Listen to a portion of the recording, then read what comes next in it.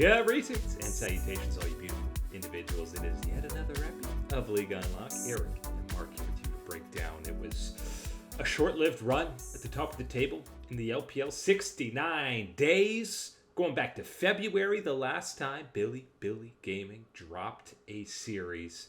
But it's now a new era in the LPL. Top Esports showing up big on the day, and especially the rookie replacement for 369 Zuihan absolutely dumpstering bin on the day, and it started with the most impactful top lane Vayne that I've seen in 2026. I'll just say it right now. Top Esports, you know our PayPal accounts. You can send us the cash. We were hyping up BLG all over for the world rankings and where things have been since the first stand event. It is a new era in the LPL because Top Esports is returning to that top of the throne of the region, and especially, as you said, with an exclamation point in this series, a 2-0, and a Vayne sighting, but it wasn't any Vayne sighting. It really, well, there was a couple Vayne sighting type of moments, but it was more than useful technology and strategy for Top Esports. Really impressive series here from them getting the win against BLG. I mean, you had two solo kills from Zuihan on the Vayne, and then basically a gifted kill to Jackie Love with an Ezreal ulti to finish off Bin. He completely destroyed that matchup, even if he did get caught out and die a couple times. You know, the game-winning flank in to condemn Viper and eventually win that fight for Top Esports, despite some Herculean and heroic efforts, not just in Game 1, but we'll get to Game 2 as well from Knight. This felt like peak, unfortunately, ELO hell Knight on this series, because both the Akali and the Mel game out of him were like top tier MVP level, but my guy just wasn't getting any help. No, and it's really kind of, again, this is, maybe a dip in performance for BLG after having been in that top level of form, perfect level of form for, as you said, 69 days pretty much being at the top of a global power ranking situation. It definitely seems to have caught up with them, and this is one of those situations, as you said, Knight performed pretty darn well, was finding the angles to be that impactful player we know he can be. He was the only real impactful player on BLG on the side on the day, and that means that, well, it wasn't maybe egregious or bad or poor, but it certainly wasn't a positive, good angle contributing type of thing from Viper down in the bottom lane, which is something that had been in the last week or two really starting to turn up for BLG. And then, again, where they're always going to be pressure and high expectations, been in the top side specifically, falters and fails multiple times in this one, in that individual matchup against Zuihan in the top side, as you've talked about, and in the later team fights throughout this one. Really was a struggle for pretty much all four members of BLG, everyone outside of Knight. And I think the important thing here is, BLG's been so dominant. This is very much more so the angle of Top Esports playing a great series, having the confidence from Zuihan to play Vayne and then Jace against Bin, and the team obviously believing in this rookie because Tien gave him a whole lot of jungle attention, so much so, and Feng Yue as well was roaming. The second game especially, Jackie Love is so far behind because that's where the emphasis is for BLG. Viper gets this massive lead on the Varus, and that's the win con, really, the angle for BLG in Game 2, and these team fights out of Viper, there's no pressure. He doesn't really do anything. It's not the same player that we have seen in the LCK, in Hanwha Life System, and how he was able to thrive. It just isn't happening. And is that simply, again, a situation of, okay, unfamiliar territory, new things, all, whatever, but doesn't really apply to a guy like Viper, who has been to the LPL before. Been right? MVP of the LPL.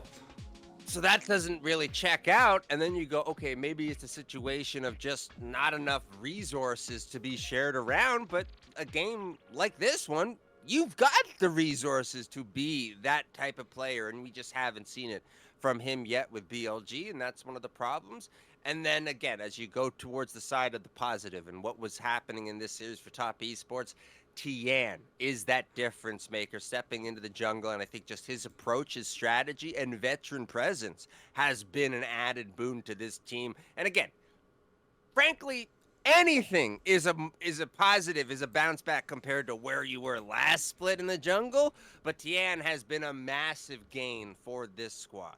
It's really the dream scenario for him to come in with such, low expectations and what he needs to change. But yeah, he's leading top of the table for player of the match 3 out of the 4 series that they've played.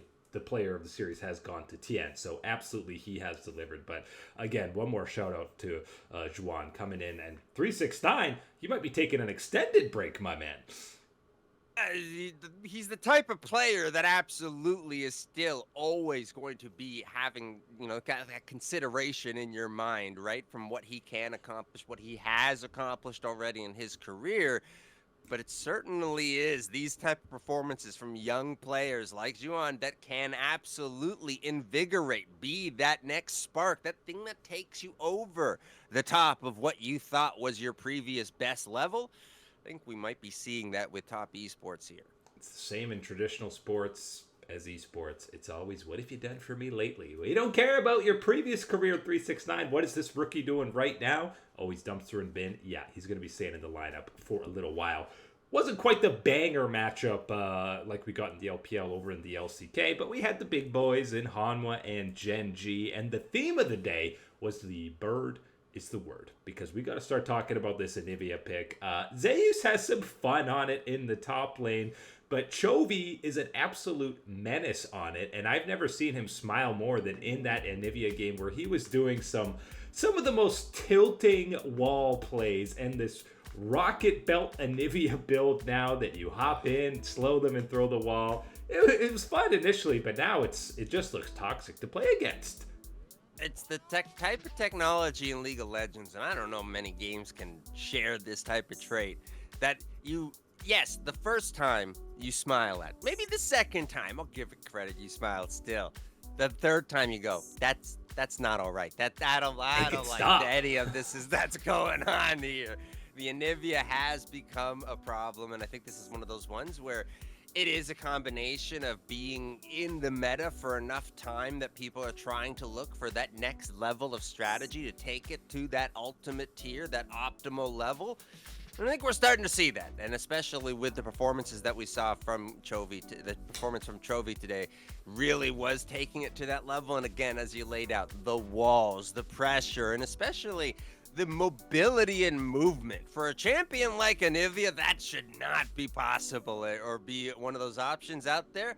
He obviously did get quite a lot of support from the rest of his teammates, and making a lot of these other plays really do come through and happen.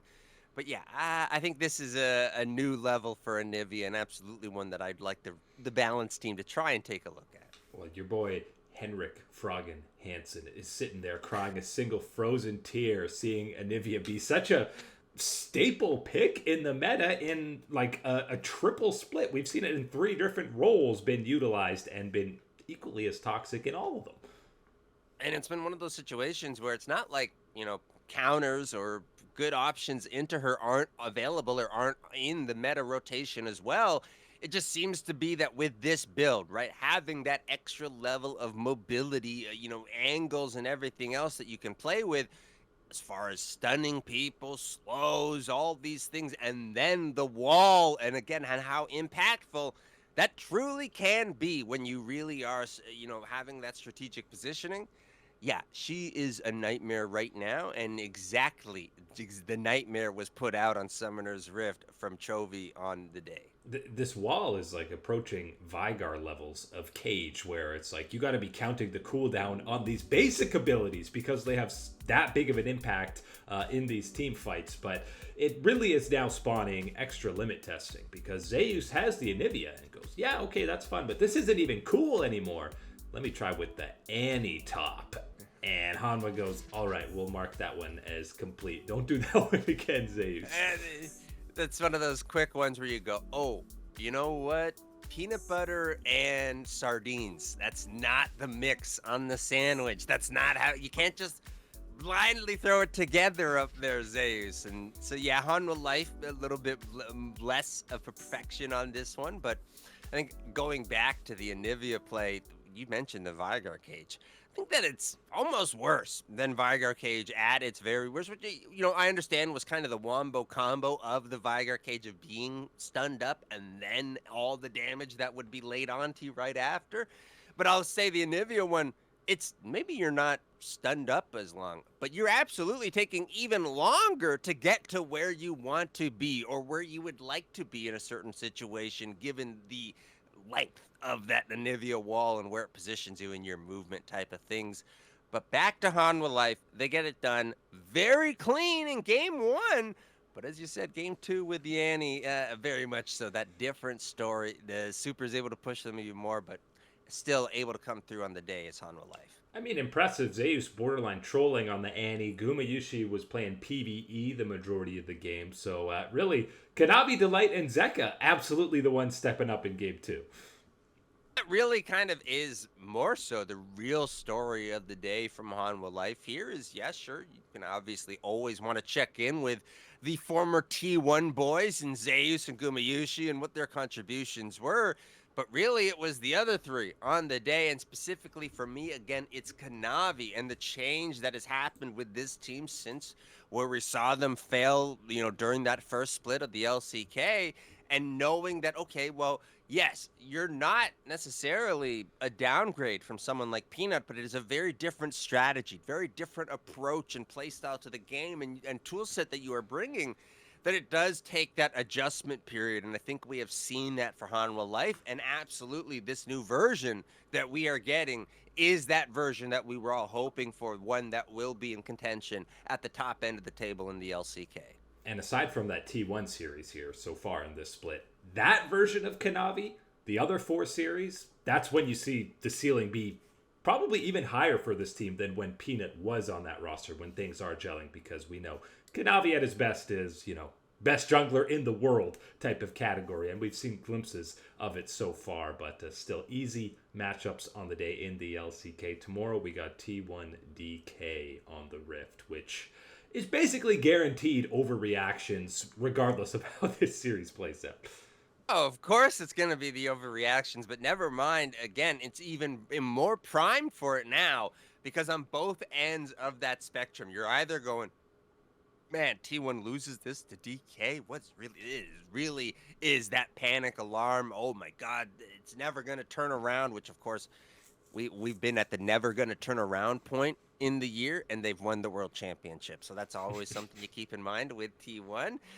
But even on the other side of it, then T1 wins. You're all of a sudden going, oh, okay, well, DK, you were never really a contender. You were never really in that top picture, which would be frankly untrue, given the way that things have played out in this beginning part of the LCK. So I'm hoping at the very least for give us the 3-game fiesta. Give us that type of brawl between these two that we know we are deserving. Despite people likely overreacting more if T1 loses, it's still a more important series win for D plus Kia because they dropped to 2-4, tough series against KT. They'll feel a lot more confident beating T1, but we'll break down that series after it happens, of course. But that is it today for Liga Unlock. Eric and Mark here with you, Absolute Stunners. Thanks for supporting us. As always, we'll catch you on that flippity flip.